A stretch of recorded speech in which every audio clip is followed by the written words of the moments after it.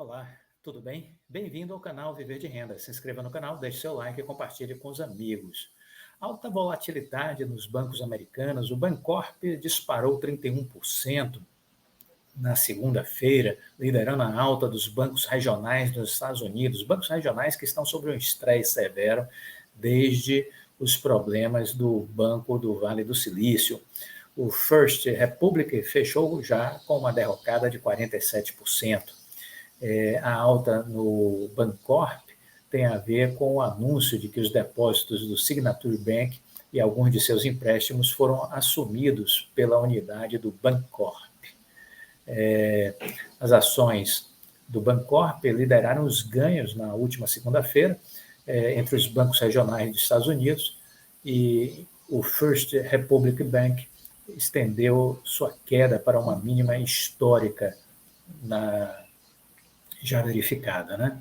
Os papéis do Bancorp fecharam em disparada de quase 32%, após chegarem a subir até 42%, com anúncios de que os depósitos do Signature Bank e alguns de seus empréstimos foram assumidos por uma unidade do New York Community Bancorp, medida que pode ajudar a acalmar parte da turbulência que tomou conta dos bancos regionais nos Estados Unidos. A oferta exclui cerca de 4 bilhões de dólares em depósitos relacionados aos negócios bancários digitais da Signature. O negócio quase parece bom demais para ser verdade, disse o analista da KBW, Chris McGrath. Após elevar a recomendação para as ações, a Outperform, McGrath disse que o acordo oficialmente aponta o Bancorp como vencedor com os reguladores. A recuperação de bancos regionais nessa última segunda-feira ajudou a conter o que havia sido um período brutal de 2 semanas para o setor após o colapso do SVB e do Signature Bank. A aquisição do Credit Suisse Group por 3,2 bilhões pelo UBS ajudou também a acalmar os nervos dos investidores nos Estados Unidos. Seguimos acompanhando, esse é um drive novo, esse drive está associado à questão dos juros da taxa de juros nos Estados Unidos, que está sendo elevada, e acredito que este é um assunto que deve estar no nosso radar. Acreditamos que numa pisada de freio do Federal Reserve, sob pena de criar um problema maior do que a inflação. E aí, só gente burra vai fazer um negócio desse, de criar um problema maior do que a inflação. É preciso inteligência, e eu acredito na inteligência financeira do Federal Reserve. Esperamos também que haja vida inteligente no Banco Central Brasileiro. Esse também é um dos nossas esperanças. A gente trabalha com esperança, viu? A pessoa que trabalha com investimentos em bolsa tem que trabalhar com o componente esperança, porque senão fica difícil.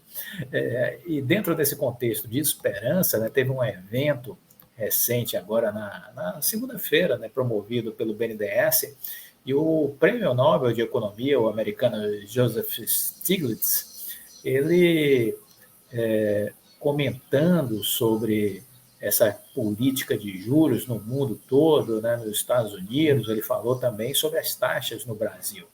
Ele disse que política monetária usa juros para conter a inflação sem observar efeitos que possam ser nocivos sobre o investimento. Então, que isso não pode acontecer, que os bancos centrais têm que ter essa sensibilidade de ver quando o remédio começa a criar danos nas estruturas da economia, porque isso pode fazer com que os resultados sejam muito ruins.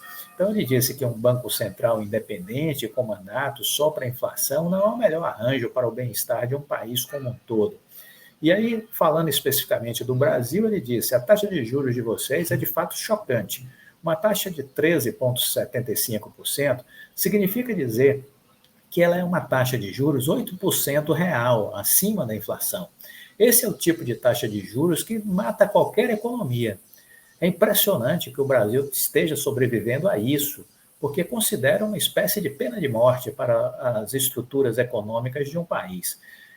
E parte da razão disso é que vocês têm bancos estaduais, né, que acabam trabalhando com essas taxas de juros, oferecendo fundos a empresas produtivas para investimentos de longo prazo com juros menores. Ele disse que se o Brasil tivesse uma política monetária mais razoável, já estaria tendo um crescimento bem maior que o registrado nos últimos anos e até mesmo nas últimas décadas, disse ele. A necessidade de se adaptar à transição verde, reduzir a desigualdade, torna ainda mais urgente buscar modelos econômicos que conciliem essa questão do controle de política monetária com juros, responsabilidade fiscal, mas que também não deixe de estar atento à necessidade de investimentos para que o país possa crescer. Ele acabou também destacando que a inflação no mundo inteiro, ela gerou essa questão dessa preocupação em aumentar os juros. Isso acontece nos Estados Unidos, isso acontece na Europa, e há uma reprodução do erro de se perseguir metas de inflação com alta de juros, no entender dele. A inflação americana e mundial não advém da pressão de demanda, está diretamente ligada à pandemia e às suas consequências, e também agora um pouco da questão relacionada à guerra da Rússia com a Ucrânia.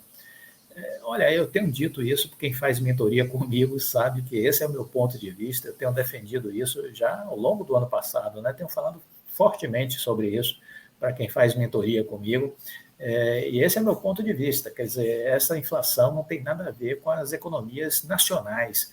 Essa inflação decorre da pandemia, com o estrangulamento das cadeias produtivas, disrupção das cadeias produtivas.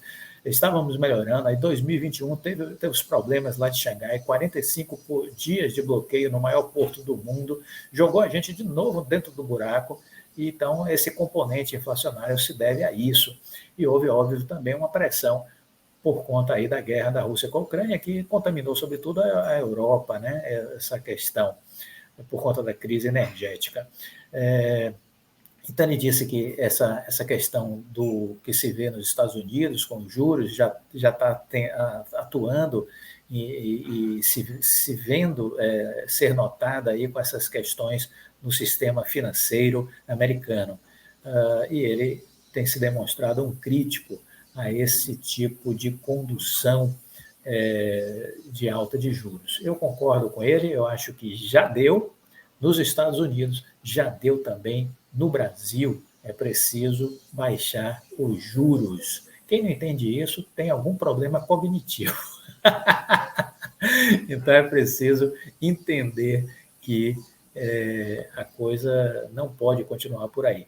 Olha, eu quero divulgar aqui um e-mail que eu recebi de um acionista da Oi, que está fazendo um movimento. O nome dele é Felipe Martins Vieira, e ele fez um e-mail, mandou para a diretoria de RI da Oi. Olha, Felipe, eu sinto lhe informar, isso sozinho realmente não vai produzir absolutamente nada, não é? Eu sugiro que você mande isso para as pessoas que divulgam a questão da Oi, né, para todos. Mande para o Instituto Empresa também, mande para os minoritários da Oi, entendeu? Procura divulgar, porque todo mundo teria que se engajar nisso. A carta dele diz o seguinte: prezada diretoria de relação com investidores, em face das recentes turbulências que envolvem a Oi e sua incapacidade de fomentar um ambiente colaborativo entre acionistas e a alta administração, veio por iniciativa própria e com o único objetivo de representar os minoritários, propor iniciativas que consigam trazer uma representatividade concreta para os acionistas da companhia, que são, em sua maioria, pequenas pessoas físicas. Entendo que a situação da empresa é bastante adversa e que concessões terão de ser feitas por todas as partes envolvidas, acionistas, credores, colaboradores e demais stakeholders. Dessa forma, requiro que os seguintes temas sejam abordados publicamente pela empresa previamente à votação do plano de recuperação judicial, ainda sem data marcada. Qual é o racional para a diluição extrema proposta pela empresa e como isso representa o melhor interesse dos acionistas, considerando uma desvalorização de mais de 90% do valor de mercado da companhia durante a presente administração? Quais as alternativas foram exploradas? 2. Deliberação com os credores para oferta de aquisição das ações com preço vinculado ao preço da conversão da dívida. Desta forma, é alinhado inequivocamente o interesse da companhia com o interesse dos seus acionistas. Na atual proposta, não há sequer um ponto que contemple os atuais acionistas, só existe concessões sendo feitas para os credores. Dentro deste quadro de completa frustração com as entregas da atual administração, considero razoável que os acionistas tenham uma chance de se desvincular da companhia e da atual administração, considerando os enormes prejuízos patrimoniais e de mercado levados a cabo pela atual administração. Os acionistas que se sentirem representados pela atual administração poderiam simplesmente ignorar essa chance de saída da empresa sem qualquer prejuízo. 3. Seria importante um evento público no formato de live para perguntas e respostas com duração de 2 horas, com moderação conjunta por parte da companhia e de representante dos minoritários. Consideramos o atual esforço por parte da Oi como extremamente deficitário em criar um canal de transparência e comunicação constante com seus mais de 1 milhão de acionistas. Essa iniciativa visa sanar essa deficiência e dar uma voz direta no futuro da empresa, já que a atual administração é cega ou indiferente aos interesses dos acionistas. Convidamos os acionistas a endossarem publicamente essa iniciativa, principalmente em suas redes sociais, e a enviarem um feedback para o e-mail pessoal do autor desta carta, Felipe_Vieira_Acionistas_OIBR@outlook.com. Para que esta iniciativa tenha valor legal, peço que endossem e enviem um e-mail conforme o modelo em anexo para o e-mail oficial de RI da Oi, com o e-mail supracitado em cópia, para controle externo. Todos os dados pessoais submetidos por e-mail serão apagados ao fim dessa iniciativa e serão utilizados única e exclusivamente para os fins apresentados nesse documento. Atenciosamente, Felipe Martins Vieira, acionista da Oi. Então está aí, o Felipe se prontificando, fazendo uma ação, eu acho bacana, mas, de novo, é uma ação que sozinha não leva a lugar nenhum e, infelizmente, a base da Oi é muito frágil, né? E acho que a diretoria da Oi se beneficia disso, né? Dessa fragilidade da base acionária da Oi. Eu acho que eles tiram muito proveito dessa situação para dar sequência às suas ideias, né?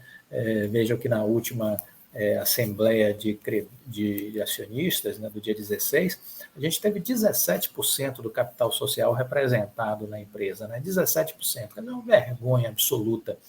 Na de 6 de março tinha tido 14%, subiu para 17% no dia 16. Isso é uma vergonha, como dizia Boris Casoy, isso é uma vergonha.